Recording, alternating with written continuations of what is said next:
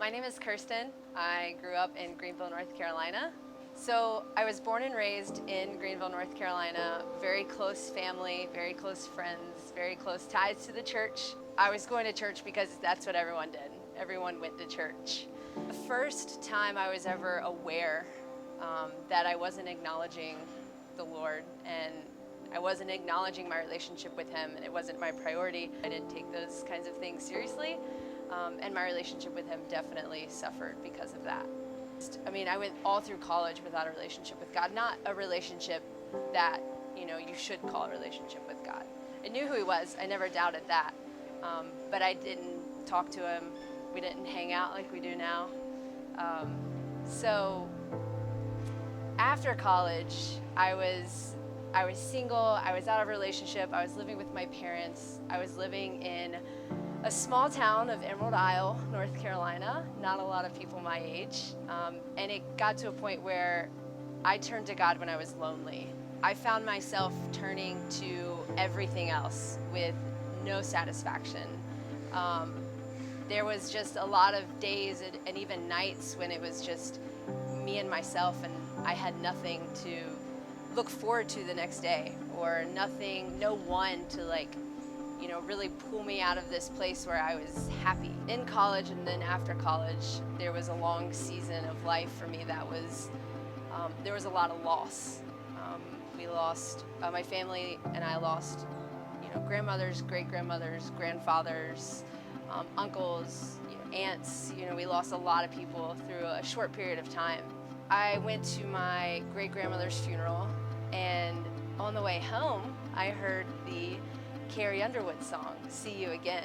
And it just, I turned it up and I listened, and I was like, wow, that's profound. But it was a passing thought. It came and it went until a couple months later, we lost my papa. And I was driving back to school after the service, and sure enough, that song came on again.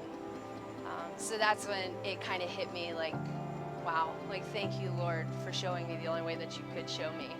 You're here for me. You're the person that I need to turn to and look towards in this season.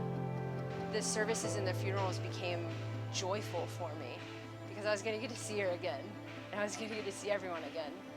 So that's the inspiration behind my favorite tattoo. On my side here, it says, See You Again, just like the Carrie Underwood song. It started that season of loss, and now I've ended that season of loss with this. So transition into my next season. I'm a young professional. I'm looking to be successful. I'm looking for the right person to share my life with. Again, I need to keep my focus on my relationship with God, and that's what got me here today.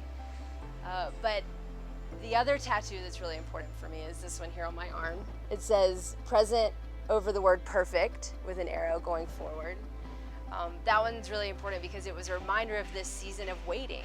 And the season of waiting is a very real season. You think that, maybe the Lord's not answering your prayers. Maybe you're not having a direct relationship with some people in your life that you think that you should.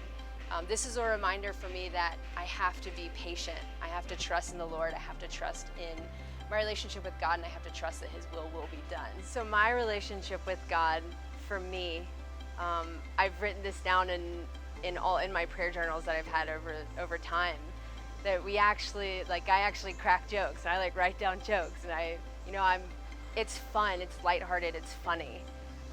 But I think that we only reach that part in our relationship because we did go through all the hard stuff, just like any relationship that you would have, outside of heaven. He led me out of the loss, and now we can have fun. So if I could tell anyone about my relationship and why they would want to have a relationship with God, is because not only is He going to be there for you to lean on when it's really hard and you really have nothing else or no one else to lean on, when you feel so dark, once He pulls you out, it's so much light and it's so much fun. There's so much glory and praise, and you just cry during worship because you're so happy. And that's what everyone has to look forward to when they open their heart to the Lord. It's a lot of fun.